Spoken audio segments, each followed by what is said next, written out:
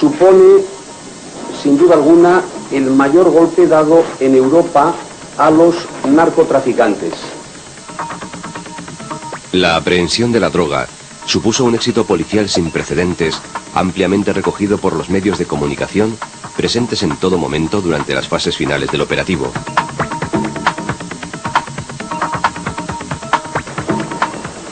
También se dio amplia cobertura a la celebración del juicio, donde además del fiscal jefe de la Audiencia Provincial de Donostia, Luis Navajas, asistió de manera excepcional el fiscal jefe antidroga de la Comunidad Autónoma Vasca, Javier Huete, hoy fiscal del Tribunal Supremo.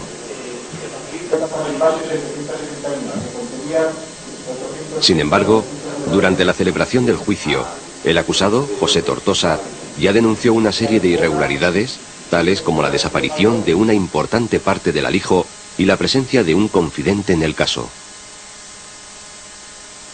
La denuncia realizada por el periodista Peru Egurbide en El País supuso un fuerte impacto a nivel judicial, policial y sobre todo de la opinión pública.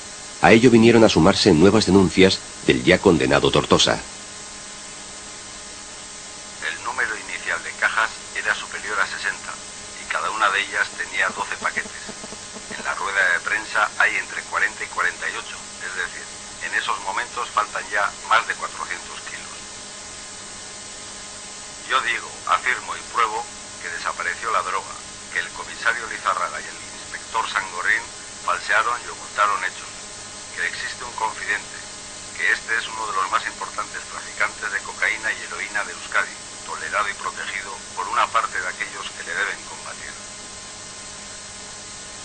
Tortosa no albergaba ningún tipo de dudas. En la operación habían intervenido para quedarse con droga policías de Bilbo y Donostia, además de un conocido confidente, Carmelo Larralde Echevarría. Larralde pertenece al conocido clan de los Bañuelos, cuyo centro de operaciones es Ocharcoaga, barrio bilbaíno especialmente castigado por la droga. Desde mayo de 1988 pesa contra Larralde una orden internacional de búsqueda y captura, pero todavía sigue en libertad. Las denuncias de El País provocaron la apertura de unas diligencias en la audiencia de Donostia a instancias del fiscal Navajas, yendo a parar el caso al juzgado de instrucción número 2, cuyo titular era el magistrado Santiago Pedraz. En las diligencias, ejerciendo la acusación particular, se personaron los organismos populares Askagintza y Salaketa. Resulta muy evidente que hace 13 años desaparecieron 200, 300 kilos de cocaína que estaban vigiladas porque era un decomiso policial y que teóricamente estaban vigiladas por efectivos policiales. 13 años después ha vuelto a ocurrir lo mismo en un edificio de aduanas de Iruña, donde han desaparecido más de 200 kilos de hachís que estaban bajo dependencias y bajo vigilancia policial. Finalmente, las declaraciones del narcotraficante arrepentido Ricardo Portavales, señalando que capos gallegos habían adquirido cocaína a policías destinados en el País Vasco, hizo que el juez Baltasar Garzón, instructor del sumario conocido como Caso Nécora, reclamara para sí las diligencias en Donostia. Pero Garzón no hizo más investigaciones y el asunto de la coca de Irún se diluyó en su macrosumario. El caso volvió varios años después al juzgado de instrucción número 2 de Donostia, que decretó su archivo. Pero Kale Gorria ha tenido acceso a un documento excepcional. Se trata de unas declaraciones del capo gallego Laureano Ubiña, realizadas desde la prisión de Alcalameco, cuyo contenido íntegro ha sido entregado en el juzgado de guardia de Donostia. Este documento sonoro debería ser prueba suficiente para provocar la reapertura del caso. Cuando comenzaron las sesiones del 13/90, llamada Operación Nécora del Super Garzón, del Super Mierda, pues cuando llegué a los calabozos de la casa de campo, un calabozo que nombraron allí, porque hicieron allí para hacer los pisos, allí parecía como si fuera una jaula de fieras, coincidí allí con el resto de los imputados. Yo había gente que conocía de vista, otros ni los conocía, ni nunca había hablado con ellos. Como por ejemplo José Paz Carballo. Yo a este hombre nunca lo había, nunca había hablado con él, para nada, de nada, de nada. Entonces cuando llegué al calabozo, al ver que me implicaban con él, le pregunté, oiga, porque me explicaban diciendo que habíamos tenido una comida en el restaurante Lagar de Villagarcía. Y yo le dije a él, oiga, señor Pascarvallo, ¿usted conmigo alguna vez comió en algún sitio o habló conmigo? No, hombre, no, que va, hombre, esto es otra historia.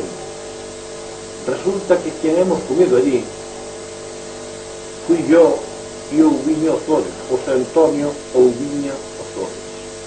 Y me ofrece esa mercancía, cocaína, a 5 millones de pesetas. Yo le digo que era muy cara. Dijo, no, tiene que ser a ese precio porque esto viene del País Vasco y se la compramos a través de la policía y tal. Lo que pasa, me dijo don Pascarvallo, lo que pasa que yo a la noche me veía siempre con el Ricardo Portavales, alias Portamulo, y le comenta, vengo de comer del restaurante Lagar, que comí con Ouviña, simplemente le dijo Ouviña. Y casualmente me estaba ofreciendo ahí una mercancía, que era muy cara, cocaína, que es de Irún, que viene de parte de la policía y que es muy cara y tal. Y ahí quedó la conversación. ¿Este Ouviña qué es? Pues este es un personaje que anda allí trapicheando, él y su hermano, el José Antonio Ouviño Flores y un tal José Luis Ouviño Flores, hermano. Pero también que trapicheando, ¿qué es? Bueno, negocios. sus negocios. Pero esta gente hace mucho que están en estos negocios. Llevan toda la vida. Esta gente nunca, a mí no me suena de haber leído que haya sido detenida, ¿no? Si son los chivatos de la policía, de la Guardia Civil o de las aduanas, ¿cómo los van a detener? ¿Usted quiere decir que eran chivatos? Hombre, claro. Eso yo lo sé perfectamente que son chivatos. ¿O tienen conexión con algún cuerpo en concreto? Tiene conexión con todos. ¿Y con alguna persona en especial para tener este tipo de protección? Hombre, él es compadre de José Louro, jefe operativo de aduanas de Vigo. Cuando me dice compadre, ¿qué es? Compadre, o él es padrino de un hijo de él, o al revés, son compadres. ¿Es el que Ouviña Flores tenía allí en el País Vasco, tenía un contacto de gente que veía trabajar por allí, o le llegó al conocimiento suyo o algo así? Bueno, a mí me llegó al conocimiento de que él tenía contactos por allí, en el País Vasco. Gente que ahora ya posiblemente esté muerta. ¿No puede dar algún nombre? Hombre, a mí me rumoreaban que tenía contactos con Santa María y que con un tal Iñaki Elizondo. ¿Y él tenía negocios? ¿Esta persona de Ouviña Flores tenía negocios? Se dedicaba a comprar mejillón y a mandarlo, hacía internet a mandarlo para la depuradora de Fuenterrabía.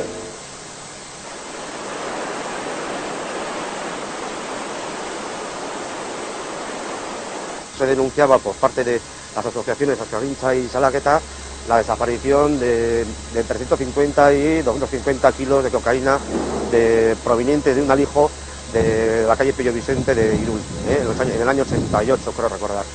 Bueno, la reapertura se ha solicitado al aparecer una prueba nueva.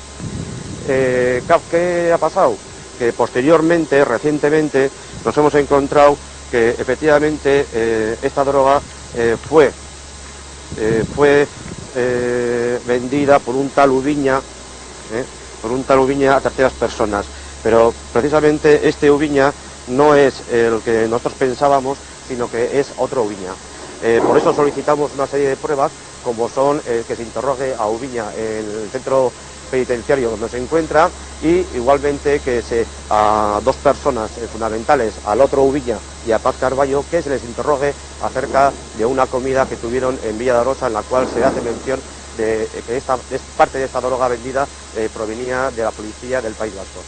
¿Qué va a pasar? Hemos solicitado, insisto, una serie de diligencias y está en manos del fiscal, y por lo tanto estamos a la espera de que el fiscal autorice la reapertura y la práctica de las pruebas que hemos solicitado.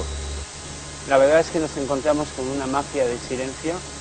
Poco a poco van apareciendo datos que el pueblo lo sabe desde el principio, pero la justicia los exige como datos, y todos ellos nos llevan a un mismo lugar, a instalaciones policiales por la autonomasia, el propio cuartel de Hinchabondo de la Guardia Civil, con personajes tan macabros como el general Galindo, que entonces era comandante, teniente coronel, o el comandante Máximo Branco, o los capitanes, comandantes y tenientes como Palomino, como de Noyo, es decir, personajes muy siniestros que están detrás de las redes de narcotráfico, que están permitiendo que las redes de narcotráfico funcionen en Euskadi, en Euskal Herria, con unos niveles de impunidad muy grandes.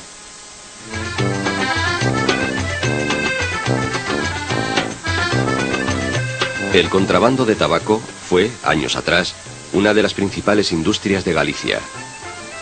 Había pueblos, como Cambados o Vilanova, en los que gran número de habitantes vivía de este negocio.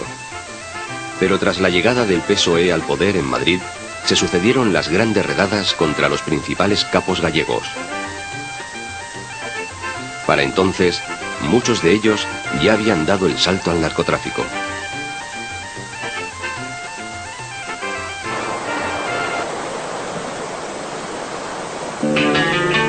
Asustados ante las redadas, algunos de los narcocontrabandistas abandonaron sus lujosas residencias.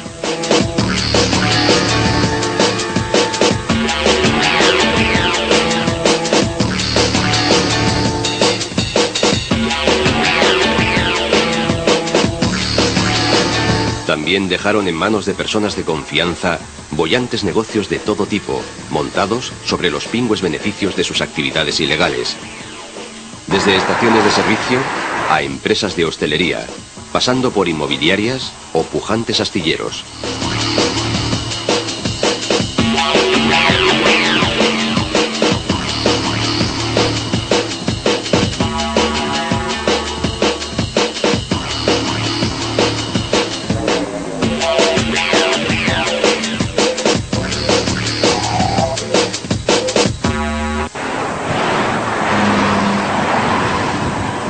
Finalmente, algunos capos cruzaron la frontera con Portugal y se instalaron en la localidad fronteriza de Valença do Miño.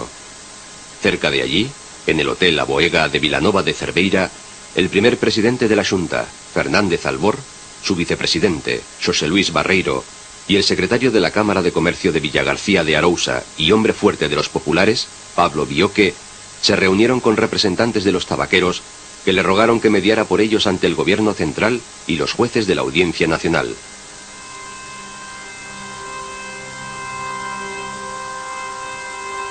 Los narcocontrabandistas habían gozado hasta entonces de la impunidad que les proporcionaba su poder político. Algunos eran cargos electos, como José Ramón Barral, más conocido por Nené, atracador de joven en Holanda y que había sido alcalde de Ribadumia. Igual cargo desempeñaba Alfredo Bea Gondar en Ogrove. Pablo Bioque, por su parte, ejercía de todopoderoso secretario de la Cámara de Comercio de Villagarcía de Arousa, asesorando de paso a los grandes capos. Un voto útil a un partido capaz después de defenderlo. Que no se vote por nostalgia, por resentimientos. No se vote... Los narcos gozaban del respaldo que les proporcionaban sus padrinos gobernantes, ya fuese antes en versión Alianza Popular o ahora en ayornamiento como Partido Popular. Muchos de los más reputados narcos, como Terito, Falconetti o el propio Sito Miñanco, hicieron de recaudadores o aportaron decenas de millones a las arcas populares. La confianza política y personal era tan grande que el propio presidente de la Xunta, Manuel Fraga, solía compartir manteles con Luis Falcón o Vicente Otero en alguno de estos restaurantes de Vilanova. Otros altos cargos del partido, como Mariano Rajoy o Manuel Louzán, celebraban reuniones orgánicas con los narcotraficantes. Pero con el PSOE al mando del poder central, la persecución política y fiscal contra los capos continuó implacablemente. Los narcotraficantes se encontraron así atrapados por el fuego cruzado de la Audiencia Nacional e involucrados en macrosumarios de jueces estrella que comenzaban a labrar su fama en las redadas cada vez más masivas. Y si ello no fuera suficiente, tuvieron que hacerles frente a enemigos desconocidos hasta ese momento. Por una parte, los sicarios, dispuestos a arreglar cuentas con aquellos que hablaban demasiado o no cumplían sus compromisos. Ese fue el caso de Carmen Carballo, que perdió a su marido y quedó paralítica a consecuencia de un atentado perpetrado por pistoleros colombianos. Por otra parte aparecieron los arrepentidos, personajes como Ricardo Portavales, o José Luis Orbaiz Picos, un guardia civil reconvertido en narcotraficante. Otro arrepentido fue Juan José Arguibay, que nos solicitó $500.000 de pesetas por unas declaraciones similares a las que pudimos grabarle. Muchas cosas, nuestras cosas también se me van en el evento. Ni quiero saberlo tampoco. Pero tienes que ver que nadie se va a preguntar por eso. Absolutamente nadie. Sí, eso sí. Claro, no vais a encontrar ni uno que diga lo que yo voy a decir. ¿Sí? Porque nadie va a reconocer que realmente no es una cosa. O que realmente le siguen pagando. ¿Me entiendes? Yo decidí cambiar de vida, separarme de esa historia. Yo no me arrepentí nada. Que yo en aquel momento hice aquella película un poco por presiones y tal. Sí. ¿A ti quién te dijeron que acusaras? A Llanovinas, a Tomiñanco, a Paz Carballo, José Paz Carballo, a Pedro Cordero, a Laureano Ubiña y Escarlado sobre todo, que siempre serán los principales. ¿A ti te estuvieron pagando entre 200 y 300 mensual? Sí. Hasta durante un año. No, enero-febrero del año 94 hasta abril del 95. Que a ti te dieron un papel. En el papel existe. A mí en el papel, en los nombres que venían eran estos, y luego aquí faltó uno, Fran, uno que trabajaba con Juan Carballo. Que no va a ser muy largo. Venían fechas y kilos. Ahora, si esas fechas y esos kilos eran correctos o no, no. ¿Sabes lo que te digo? Eso es la información de ellos. Yo no sé si realmente había ocurrido o no había ocurrido.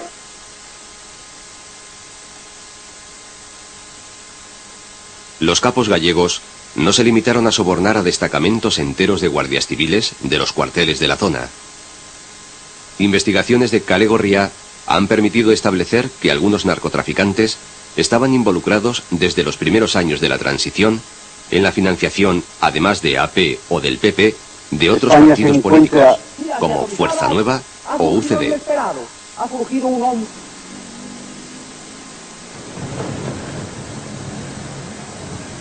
Entre 1976 y 1977 se realizaron varias descargas de miles de cajas de tabaco en el muelle de Corcubión para abastecer las arcas de la Fuerza Nueva de Blas Piñar.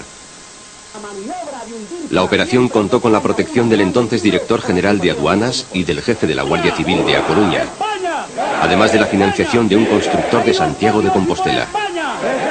La recaudación para Fuerza Nueva continuó hasta hace muy poco a través del ultra Ángel Lores González, que oculta sus negocios de narcotráfico a través de una empresa de congelados. Lores González, recientemente detenido en Vigo dentro de la operación Más Atún, actuó durante un tiempo protegido por un comandante del Servicio de Información de la Guardia Civil de Pontevedra. Lores, militante de Fuerza Nueva y que ha estado en prisión por tráfico de cocaína y heroína, operó durante mucho tiempo con total impunidad en los puertos de Ogrove y Cambados. Incluso, ataviado con camisa azul falangista, intentó cobrar el impuesto para su formación a narcos como Manuel Charlín, José Ramón Barral, Terito, Laureano Ubiña y Manuel Carballo Jueguen. A alguno de ellos logró arrancarle hasta 1,5 millones de pesetas, mientras que a otros, como a Carballo, que se negó, les colocó una bomba en la puerta de su chalet.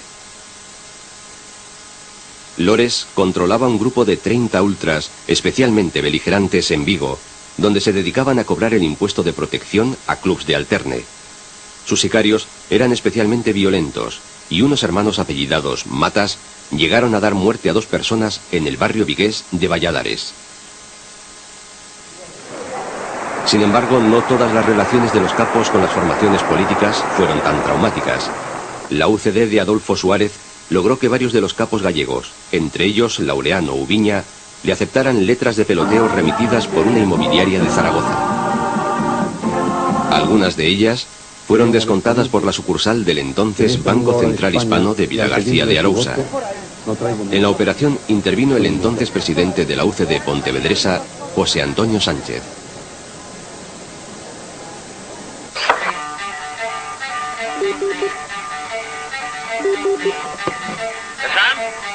que aquí intelectuales.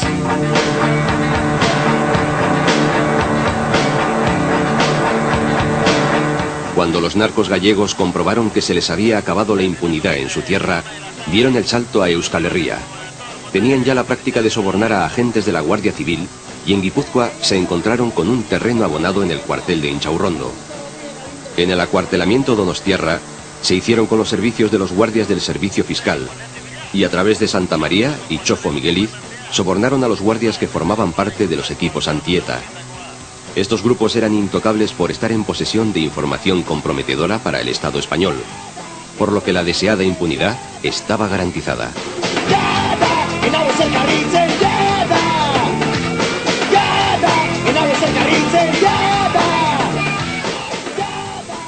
¿Cuántos clubes había en Tafalla? No sé, 5 clubes había en Tafalla.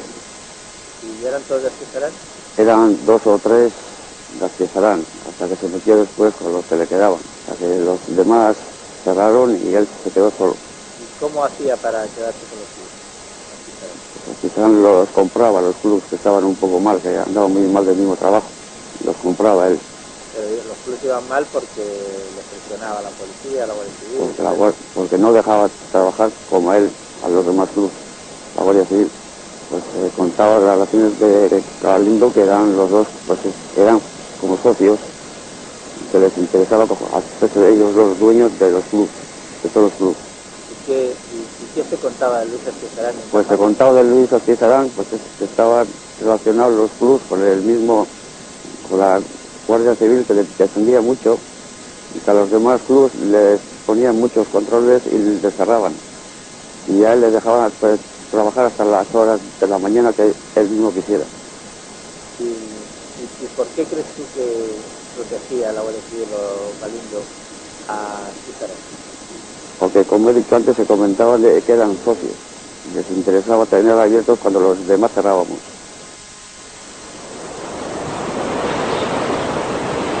Bueno, la relación que existe o puede existir entre el general Galindo y el proxenetismo viene derivado de los hechos denunciados en nuestra querella y que fue admitida a trámite por el juzgado de instrucción número 4 de San Sebastián, quien vio indicios de la conducta del general Galindo de 4 posibles delitos de narcotráfico, cohecho, contrabando y también de proxenetismo. En dichas diligencias navajas viene recogido que un contrabandista declaró ante el propio fiscal jefe de la Audiencia de San Sebastián y 2 guardias civiles del servicio fiscal que Galindo estaba asociado con otras 3 personas más.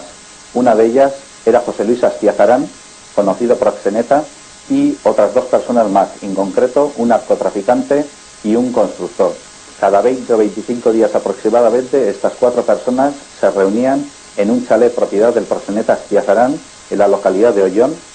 El patrimonio de Galindo no ha sido investigado, pues la Guardia Civil en un momento determinado, dentro de las diligencias 491 del 91 del juzgado de instrucción número 1, solicitó al juez que se investigaran las cuentas bancarias, o en concreto alguna cuenta bancaria del general Galindo, y el juez tomó la determinación de que no se investigara nada.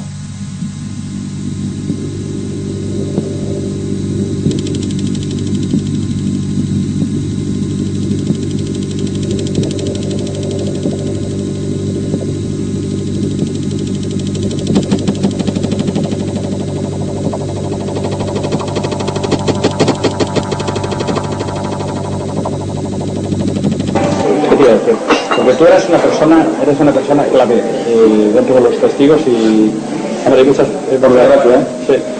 Hay gente que piensa que tu testimonio es la clave para incriminar en Chorronda, ¿no? Fue el primero. A ver, vamos a ver. Fue el primer, yo fui el primero que bajé a hablar. Luego ya vino el chorreo. Tú fuiste de la mano de Enrique Federico, ¿no? Eso es. Y fuiste de la mano de Miguel Martínez. Miguel Martínez, ¿no? Miguel Martínez, que fue el que conectó conmigo. Miguel Martínez era una persona que estaba aquí destinada a la lucha antieta, aquí en el jefe, ¿no? De la lucha antieta en Guipúzcoa, ¿no? Y eso te llevó a Enrique de Federico. A Enrique de Federico. Bueno, primero yo le di permiso, claro. Y bajamos a Madrid, a Canillas, y ahí pues empezamos las declaraciones con Enrique de Federico, ahí me cambiaron la identidad y luego fuimos a Hueren.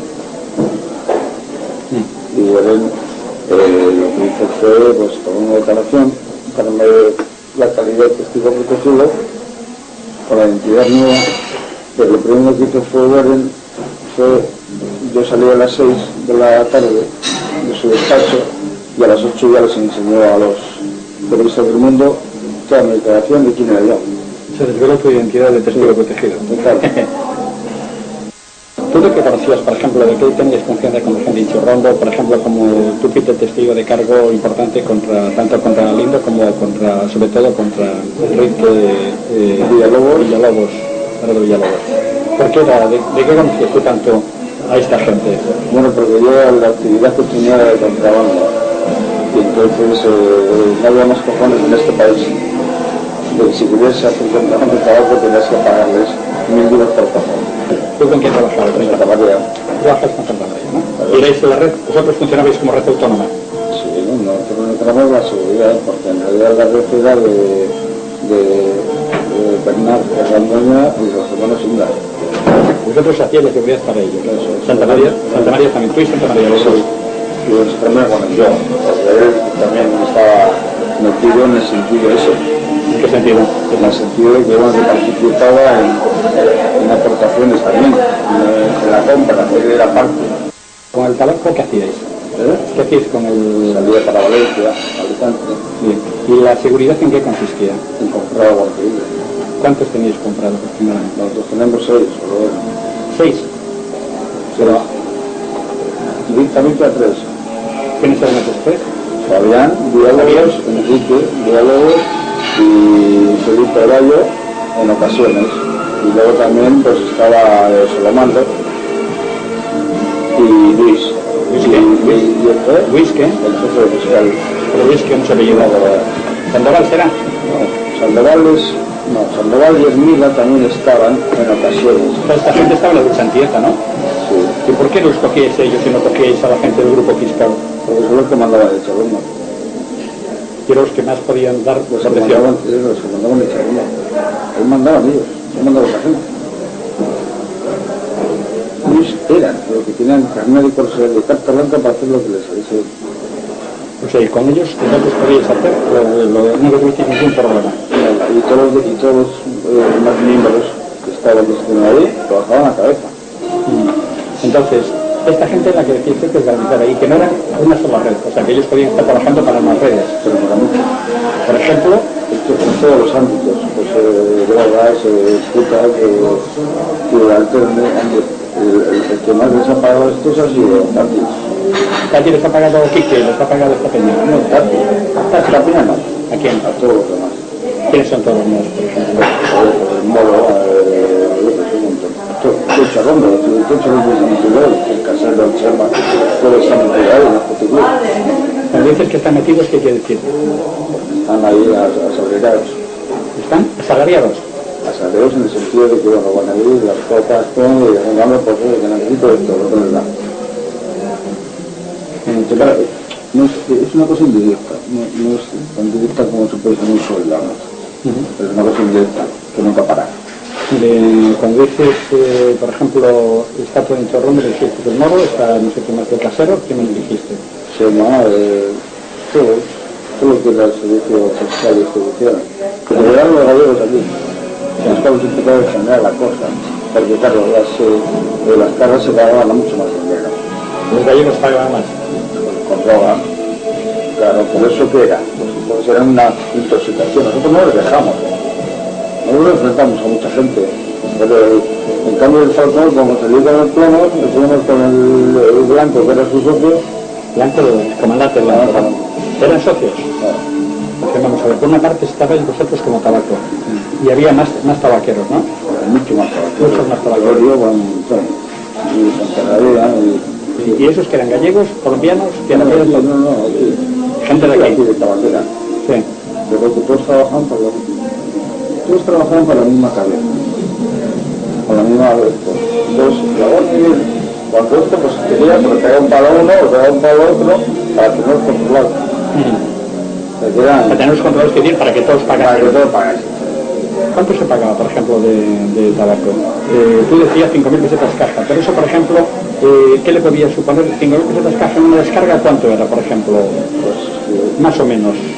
Según la las carreteras, porque si las rocas eran 2.000 carbones, 2.000, y si eran pasajes de unos 3.000. 15 millones de pesetas, ¿se podían llevar?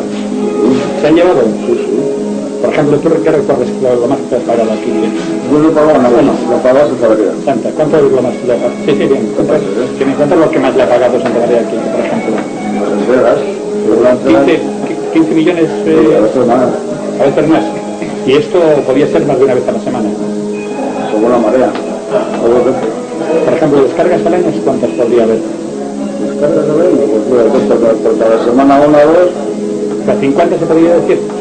¿Y podría decir que un mínimo de 10 millones podría ser de media? ¿Una media de 10 millones? O sea, más.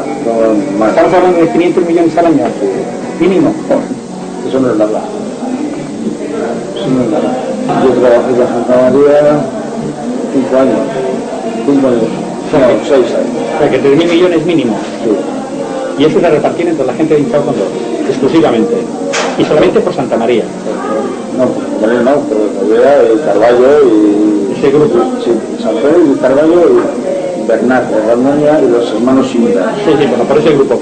Lo que me estás diciendo es que vosotros, tú, por ejemplo, tú, o Santa María, o la organización de Santa María, en 6 años puede haberle soltado a Incharrondo 3.000 millones de pesetas, 500 millones al año, o sea, los otros que podían ser tanto más potentes, ¿no? O sea, nosotros no puedo calcularlo.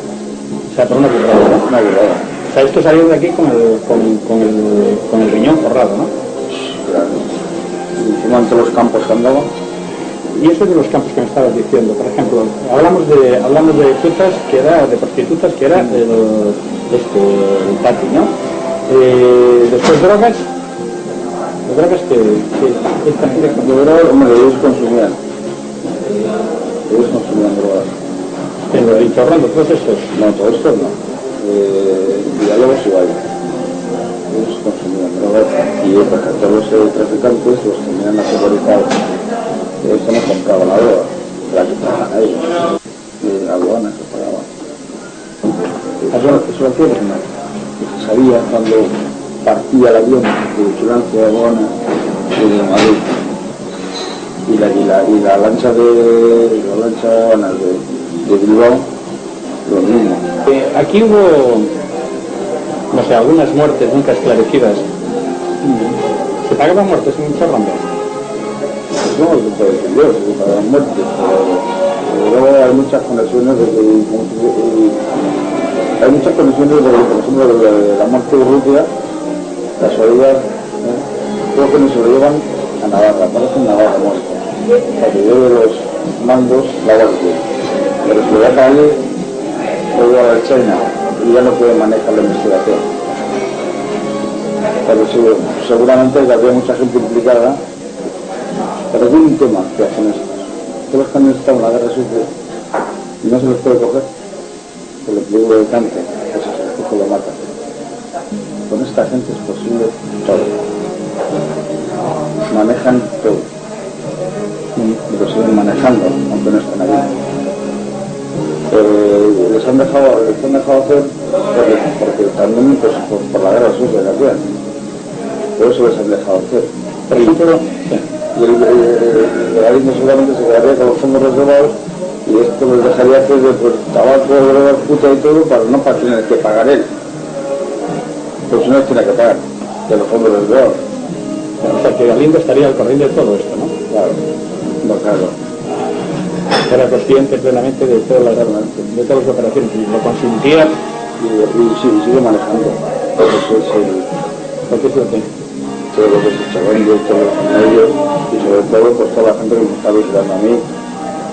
Porque ahora viene el caso de Zabalza y yo soy el principal. El caso de Zabalza estaba de saber. Y a mí me hacen la vida imposible. Te siguen presionando de colos. Acabadora. Yo tuve la desgracia de conocer todo esto, claro. Tuve la desgracia de conocer todo esto, porque yo tengo conciencia, él me dijo a mí, me llamó paranoico. Y digo, paranoico, loco, no sé cómo puedes tú vivir con todo lo que has hecho. Pero yo te contaba con el tabaco, pero no mataba a nadie, ni secuestraba ni torturaba a nadie.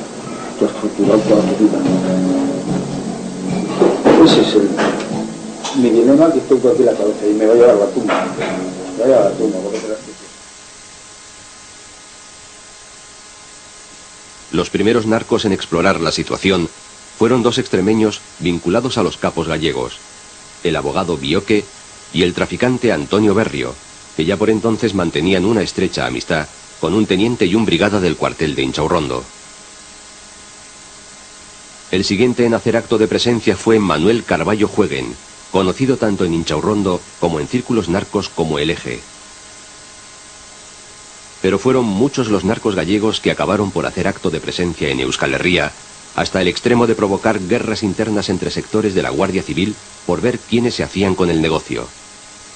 Al final, guardias, narcos y proxenetas operaban de forma tan descarada que los servicios de información de la Guardia Civil y el fiscal jefe de la audiencia de Donostia tomaron cartas en el asunto.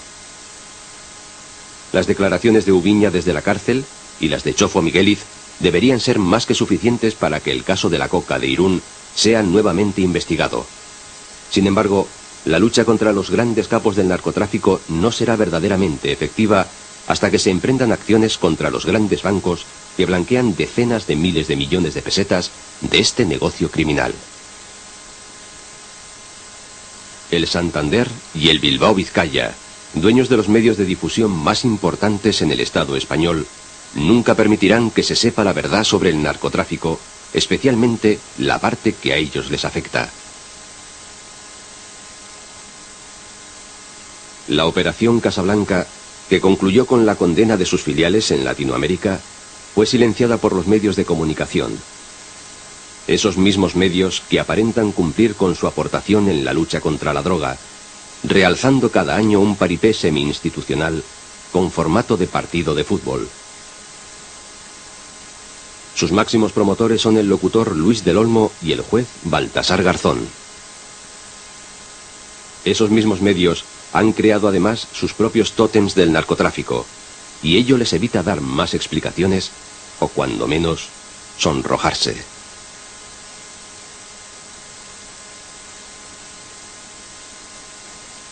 Hoy aquella lista de personas y aquella fotografía que aparecía en los periódicos ya están tachados en su inmensa mayoría. Señor Ubiña fue detenido no hace muchas fechas en Atenas por la Interpol en colaboración con la policía. Señor Bioque fue detenido en el mes de abril, no hace muchas fechas, también por las fuerzas y cuerpos de seguridad del Estado.